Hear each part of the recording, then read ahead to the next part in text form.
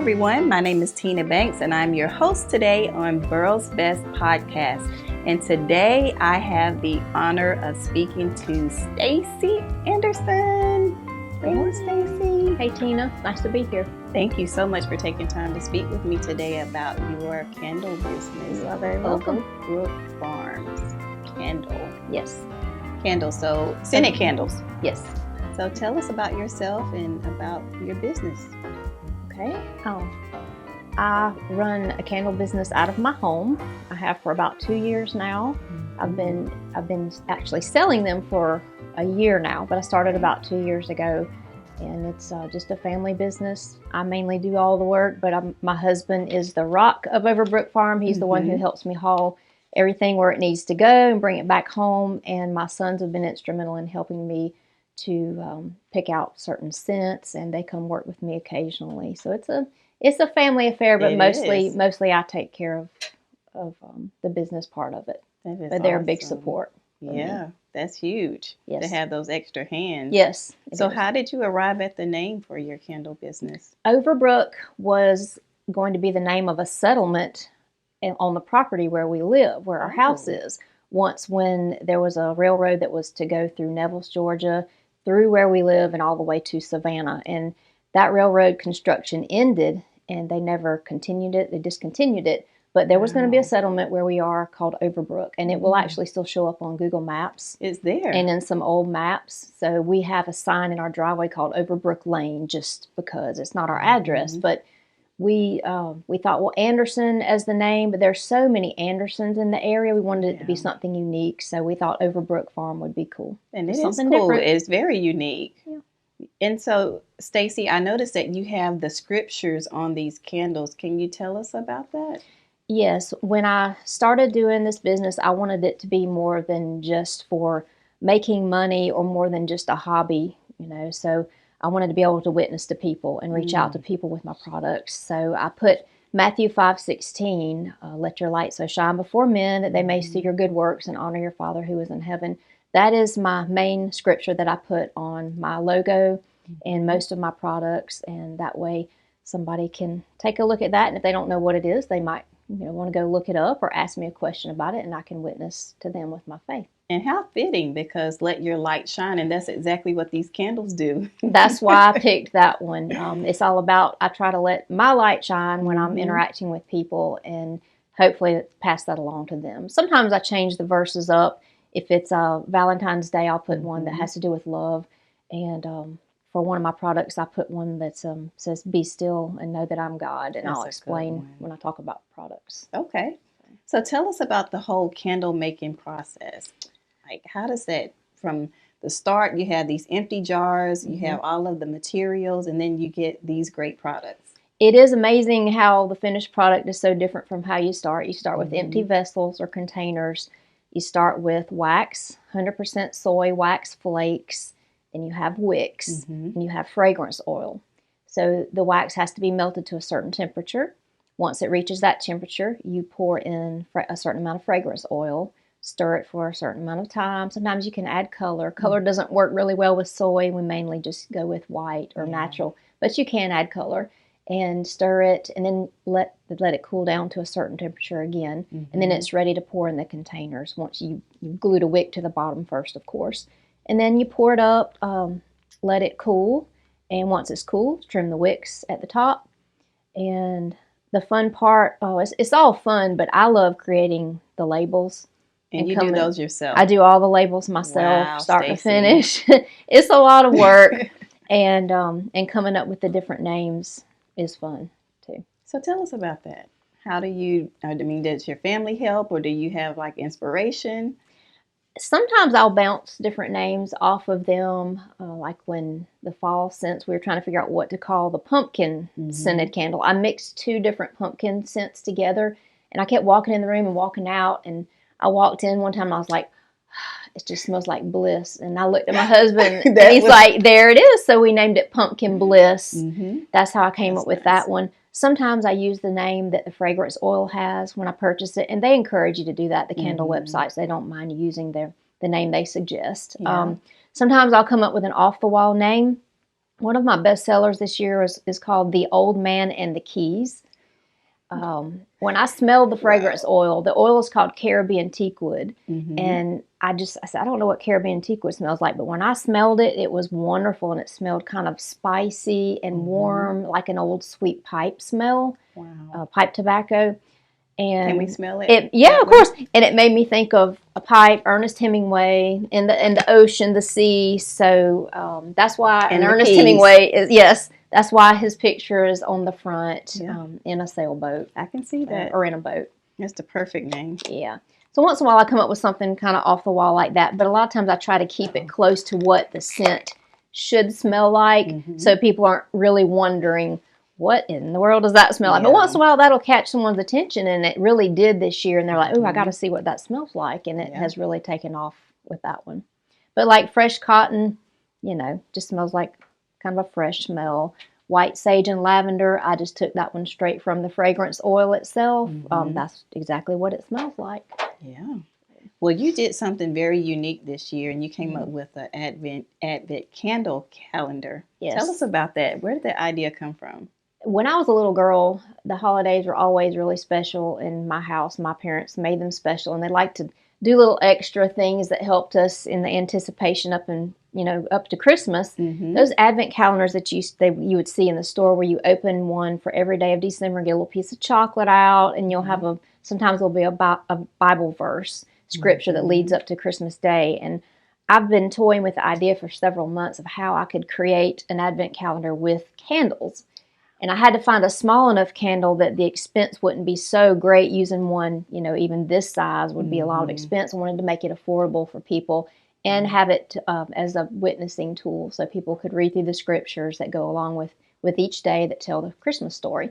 So I found the inserts and the boxes that you would normally maybe put chocolates in, and my little tea light size candles fit perfectly in there. So I did a different scent for every day in December and slid it in there, and people loved the idea. And I had on one side of it, on the inside, I had Bible verses you could read every day. And you could light your candle and read the Bible verse, and it was a way to anticipate Christmas with also telling the Christmas story as a family. Yeah, and a way to try out all of your scents. Exactly. So people, they're numbered, and people could write down which ones were their favorite and say, so do you have that one in a bigger size? So yeah, that was part of it too. But it's just a lot of fun. It was just something unique and neat. And I had a few people tell me when they gave the calendar to whoever it was for, 2 people told me that whoever opened it just cried. They were in tears because it meant so much to them to receive something so unique. And so that is why I did it. Not, to make a lot of money off of it, but that's the main reason I did it, is to mean something to somebody during the Christmas season. I think it did, and I'm definitely doing it again next year. Yay! And I have to get one because I found out too late. But a lot of people did, and I'll have to make sure and get the word out early next time. All right, for sure. So tell us all about the different types of candles and products that you carry. Okay, I started out with the basic container candle made of 100% soy wax, and also the melts. I kind of did those right along with the candles, and they're a little easier because there's no wick involved with those. Also 100% soy. Those pop out into a candle warmer. A lot of people use those nowadays, so you don't have to light a candle and leave it burning in the house. It's safe when you have children around. That's right, and pets. Yeah.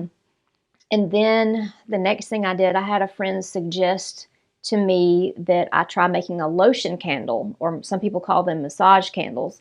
She found one in Asheville, and they're kind of hard to find around here. I think you can find them in Savannah or Atlanta. She brought one to me and brought me the literature on it and said, you've got to try to make these. These are great. So I did some research and did some experimenting and came up with my own lotion candle.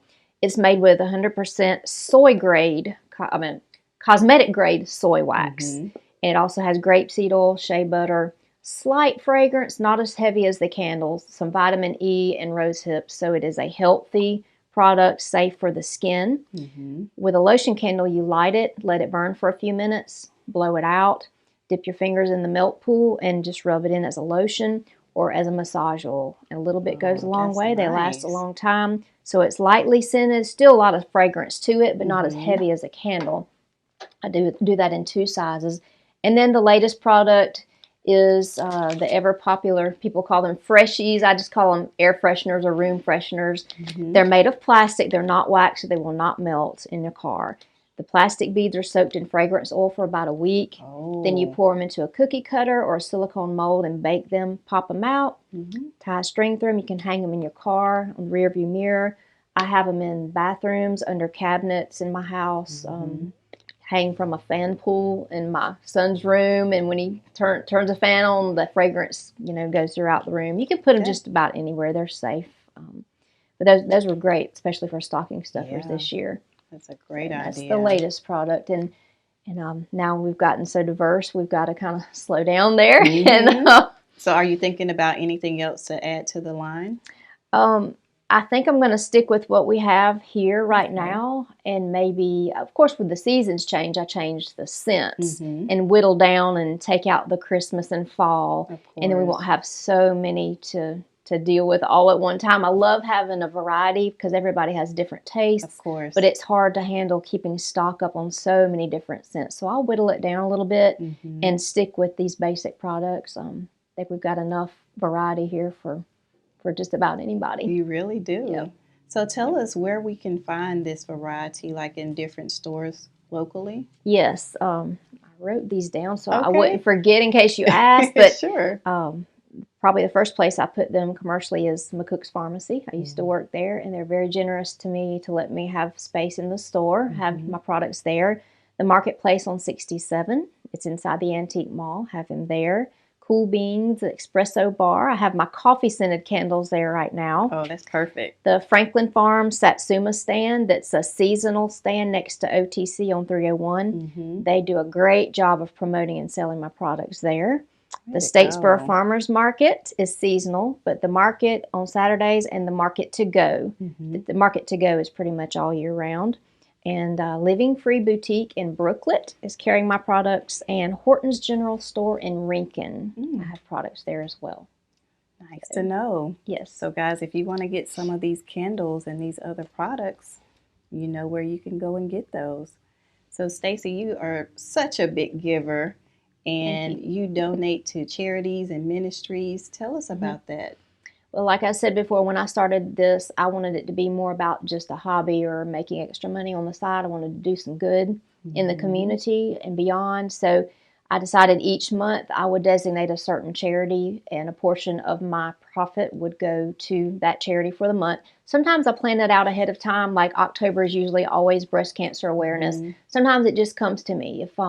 If we've had a series of something happening lately in the community that touches my heart, like suicide awareness. We had a few incidents of that last year during a certain month, and I decided to donate to a club at Southeast Bullock High School that is like a mental health awareness club. So I donated to them. Choices of the Heart, the Tunnels to Tower Foundation, and the Light in the Lord Ministries, and that is a ministry in Uganda. And my good friend Sierra Crow is in charge of that, and that is where my profit, portion of my profits from December, is going this year. Doe River Gorge is a camp, a Christian camp in Tennessee that my boys have attended for several years now, and they love that place. So, and there are several others that I don't have listed there, but I do designate at least one every month that I give to. So I'm able to give back. Nice. Thank you. You don't find many small businesses that do that. It's hard. It's hard to spend a portion of your profit because most everything goes back into a new business, trying to build it up. But I'm blessed that in our family I'm able to do this, and I'm not trying to make a living off of this. But I work elsewhere, and my husband is blessed with a wonderful job, and he's very supportive of me doing this. So we are able to give back because we believe in giving back. Yeah, what a wonderful way. Yeah. So tell us about any challenges that you have faced running this small business. A little bit of the unknown, I guess, at first. I didn't know other people who made candles, so I had to do a lot of research and trial and error to figure things out. And then when there were shortages of glassware and jars, when shipping problems began to occur with the pandemic issues, that was a challenge. Sometimes I have to change up the style or the sizes of the jars that are available to me through certain websites, if I can't find the jars locally. So you'll see sizes change here and there, but we've worked through it. We've found businesses that are able to get glassware to us, and we just change it up and use different containers as we need to. But really, that's been the biggest challenge, is getting supplies here and there. But most of the companies are great to work with. And I think a lot of people have experienced that. So yes, I know that's just part of pivoting and it is doing what you have to do to get the products that you need. Even like That's you right. said, if you have to switch out and get something different. That's right. Yeah. So what advice would you give someone that may be looking to start a Kindle business? Do what I did. Go to Hobby Lobby, buy a do-it-yourself kit, and see if you like it. See if it's fun to you. And if it's something that you really want to continue to do, you go to different websites and you'll get products that are a little bit more professional than just Hobby Lobby's great, but you'll find, that's a springboard into going on websites and ordering different products from different places, and just see if you like it and don't give up. And like I always try to do, keep God first in your life and your family, in your business, keep Him as the focus, and other things will fall into place. Amen. I love that so much. Thank you. So let's pivot a little bit and find out what your favorite business in the borough is. My favorite business in the borough. The more I've gotten into being a local business myself, the more I see how important it is to have local businesses and to shop with local businesses. Two local businesses that have been instrumental in helping me get my start and helping to encourage me along the way are the Borough Soapery, owned by my friend Diana, and the Bee's Knees Honey, owned by Ed and Hannah Joy Danello. They helped me tremendously in helping me get into the markets and find out where the festivals are. And then I have other friends that I've met through the market. Jennifer with Humble Bumble, she introduced me to a festival that was my biggest festival of the entire year this year. And she's been a great friend to give me leads on where I need to go. The Flowers by Delaney, I think she was here a few weeks ago when we did the Selfies with Santa. Yeah. I love Delaney. I love her products. She has a unique sweet product. There are just so many, and I've met so many people. But those are just a few that have been instrumental in helping me get my start. Yeah. And like you said, there's so many. It's hard to choose just one. So I'm glad you were able to name out a few of them. That's right. And of course, the Explore Your Selfie Museum. I have told a lot of people they need to come here and buy gift cards, and it's a great place for young people because they're always taking selfies. They need to come here and check it out. This is the perfect place for them to do just that. Thank you for that plug so welcome. much. Yeah. So tell us how we can connect with you online on your social media platforms or your website. I'm on Facebook, OverBrook Farm Scented Candles. Also, Instagram is under OverBrook Farm Scented Candles. And I have a website that's OverBrook Farm Scented Candles. All right. It's pretty easy to find if you look up OverBrook Farm Scented Candles. Awesome. Well, Stacie, thank you so much for letting us find out more about your business, and we look forward to seeing you guys in the next episode. Yes. Thank you, Tina. Thank you. Bye-bye.